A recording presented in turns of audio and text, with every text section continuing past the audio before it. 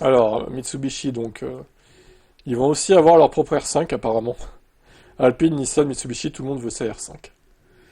Bon, au bout d'un moment, elle n'a plus aucune exclusivité si elle est déclinée en plusieurs modèles différents, cette voiture au final. Selon Automobile Watch, Mitsubishi pourrait lancer en 2027 une huitième génération de la Colt.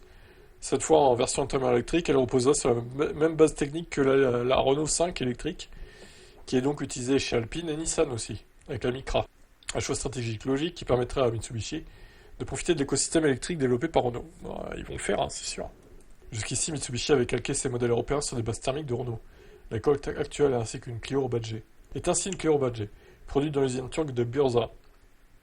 Mais Renault a pris une décision qui a un impact sur la stratégie de Mitsubishi en Europe.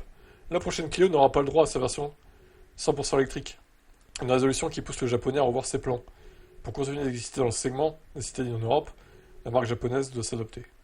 D'ailleurs, je trouve ça dommage qu'ils ne fassent pas comme, au moins pour la Clio juste, comme Stellantis, faire une Clio 100% électrique. Mais ils se disent que ça cannibaliserait les ventes de la R5.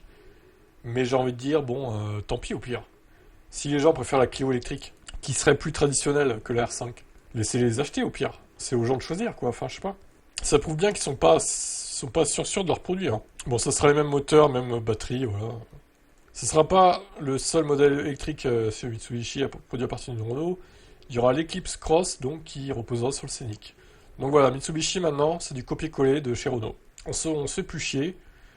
Alors à l'époque, il y avait la Mitsubishi Almiv, hein, qui a été déclinée par Stellantis, bon, PSA à l'époque, en Citroën C0 et Peugeot Ion, on s'en rappelle. Mais bon, là, c'est plutôt l'inverse, hein, c'est eux qui déclinent ce que ont les autres dans leur propre marque. Donc, bof, c'est une mauvaise évolution, c'est une régression, je dirais même. On verra les tarifs, hein, on verra quand ça sort.